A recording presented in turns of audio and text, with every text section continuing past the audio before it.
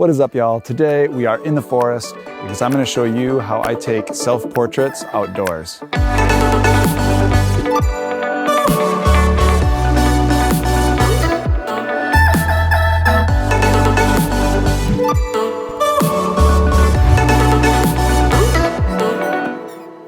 My name is Scott Bell, and on this channel, I take you behind the scenes, showing you the tools and techniques that I use to make videos that inspire people to get outdoors. So today, we're looking at how to take self-portraits, or as some people call them, advanced selfies, using a DSLR or mirrorless camera when you don't have somebody to shoot for you. When I'm doing this, I'm often in an outdoor situation that having a person in the scene really helps set the scale and helps add something to the image that you just don't have when it's a landscape photo all by itself. It's just nice to add that extra element of a human into the scene. Because I'm often hiking alone, I have to figure out a way to take these photos myself. And there's a number of different methods that you could use. The first one that might come to mind is using the timer function on the camera. This gives you about 10 seconds to run into the photo and pose however you want to pose. The next method that you might think about is using a smartphone connection to your camera. This allows you to actually monitor what you're doing and can be really helpful if you need to pose yourself to make sure it looks just right before you take that shot, and then you can toss your phone out of the picture, put it in your pocket, and you'll have a nice shot.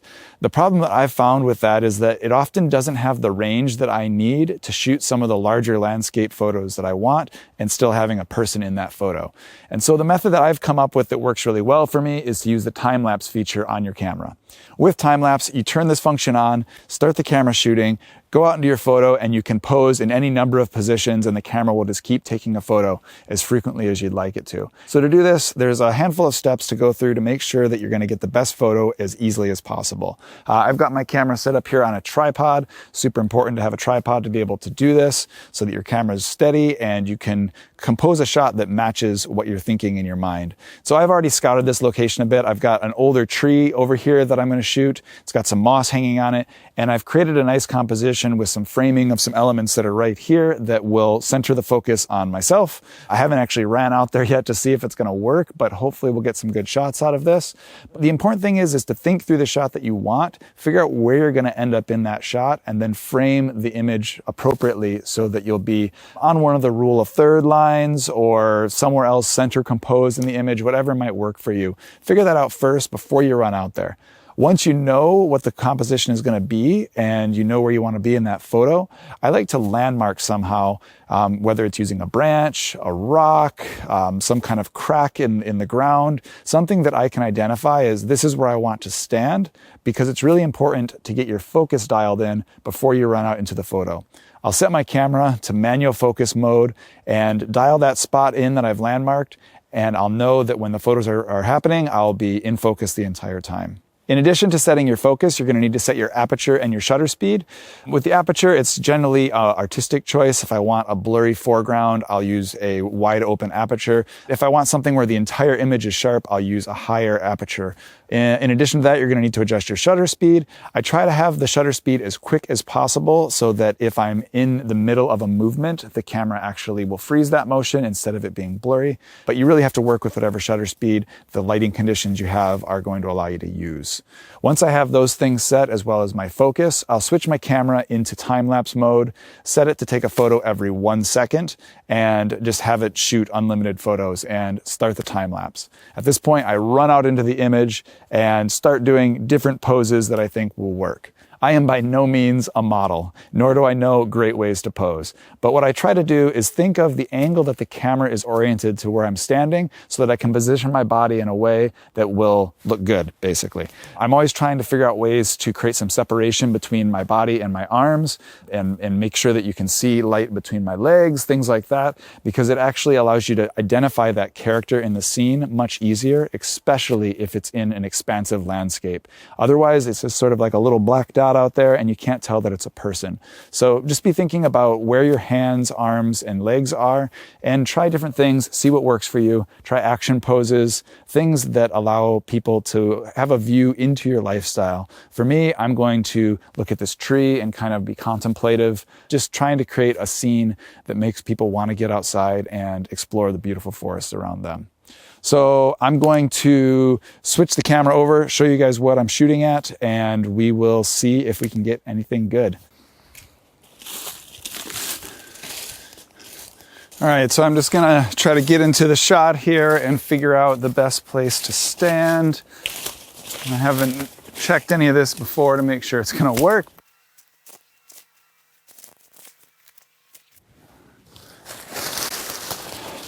All right, that's probably enough to check out what we got going on. All right, so let's see if there's anything good in here. Oh, I like that. That looks nice. I just like to zoom in, confirm that I've got focus on me. Yep, pretty good. I think I've got a few that I'm happy with. So one photo down. I think I'm gonna try to find one more spot to shoot. It looks like it might start raining, so I don't know if I'm gonna get this done, but I'll try to find another composition in the same area, maximize my time here, and see if I can get another photo or two out of this. Okay, I found another composition I wanna play with. This time I'm going for a wide angle shot. I try to capture these cool trees that are behind me. I think one of the biggest things to remember with this is the scene is more important than the model in this case. We're not doing a model shoot. We're shooting a beautiful landscape and putting a person in it so that whoever looks at that photo can imagine themselves experiencing that. So for this one, I've just got this big tree back here, center framed. I'm doing another vertical composition. I think it's gonna be a nice shot. I'm going for me looking very small in the image and the vast towering trees above my head. So we'll see how this one goes.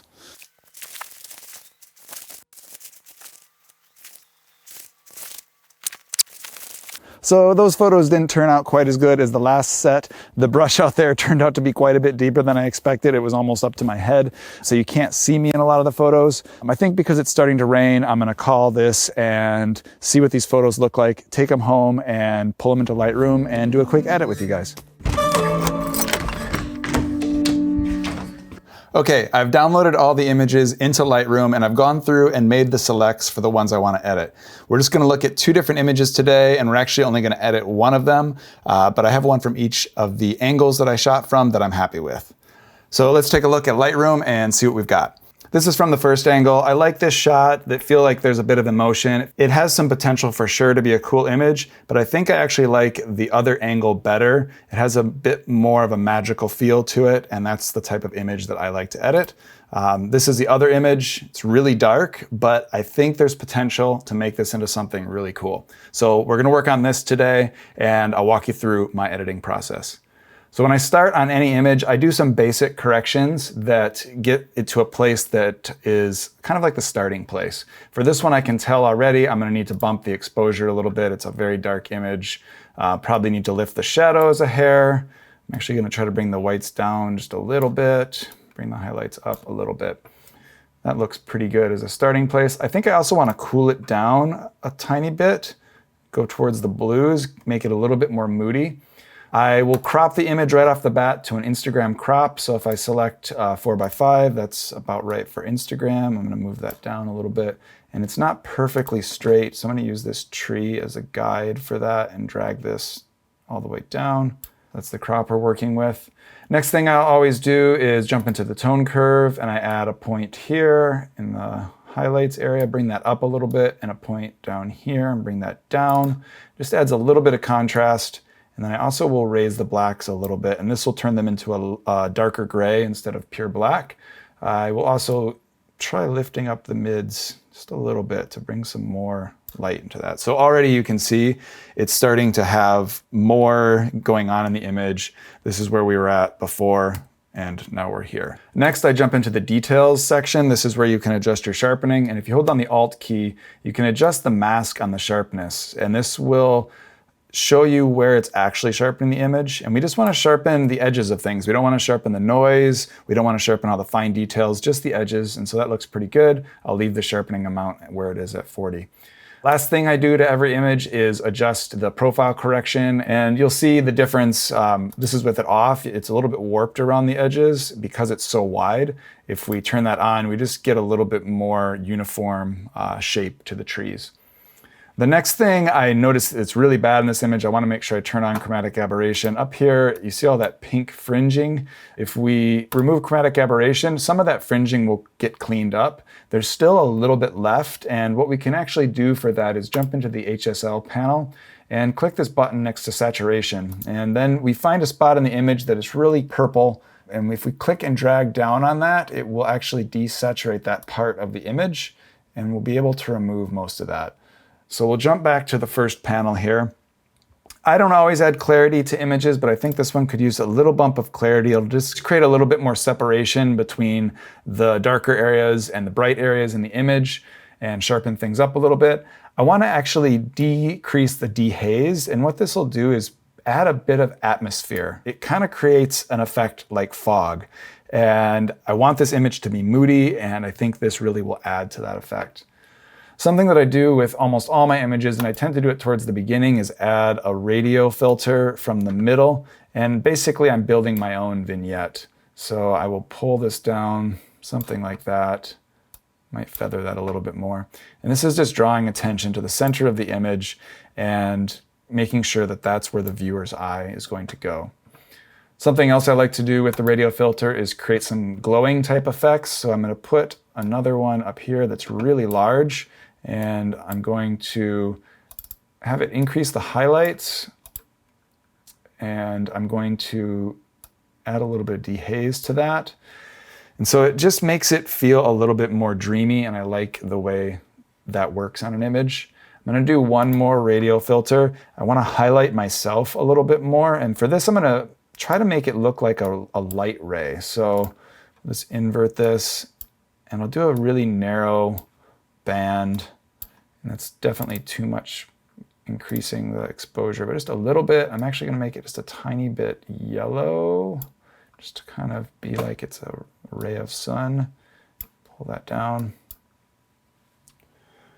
That's pretty good. So this is without all those filters, and then we pop that on. It just gives the image a little bit more interest for me. I think I want to close out the bottom of the image a little bit better, so I'm going to add a gradient filter that just is going to darkness, just to make that bottom of the image feel like it ends a little bit. Not too strong, just a little bit there. And I'm going to add another one that's going to increase the brightness. I'm going to increase the shadows a little bit. I'm just going to decrease this one a little bit more so that still closes off. So here's without those, and then with. Okay, that's looking good. I need to bump the saturation a little bit. Next thing I'm going to do is look at split toning. And I think I want to keep going with that moody direction I was talking about. So I'm going to go for the blues. Make the shadows a bit more blue and see what that looks like. Something like that. And to counter that a bit, I'll add some yellows into the highlights just so it's not too blue. So that's pretty good. Maybe a little too green on that yellow. Actually, just going to leave it there and then go back to here and decrease the overall temperature of the image a little bit. So here's where we're at now. This is where the image started. And we've got a lot more going on, a lot more visible in the image, which I really like.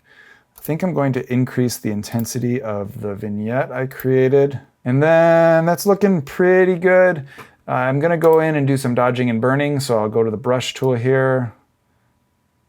And first going to go through and darken some areas on this image. So I'm continuing to try to draw attention toward the middle and towards myself in this cool tree. So that's now without any of that applied and with all that stuff applied. I'm going to try messing with my tone curve a little bit. Sometimes once I'm to this point, you can move the tone curve and you can sometimes find a little bit better spot that you want to be sitting at. I think I'm going to call it there. I'm going to probably work on this image a little bit more, but this is really close to what I would call a finished image. So this is what we started with, and then this is after. I'm able to see that I'm in the image, and I think it has a nice mood to it. And so that is the full edit. I'm going to work on this image a little bit more, get it to a final state, and then post it on my Instagram. So if you check out the link below, you can find my Instagram page and you can see what the image looked like. Drop me a comment and let me know if you came to my Instagram account from this video. It'd be great to know. If you've got any questions about my editing process or how I use time-lapse to do these sort of photos, drop them down in the comments. And until the next video, get out there, make something beautiful, and I will see you all soon. Peace.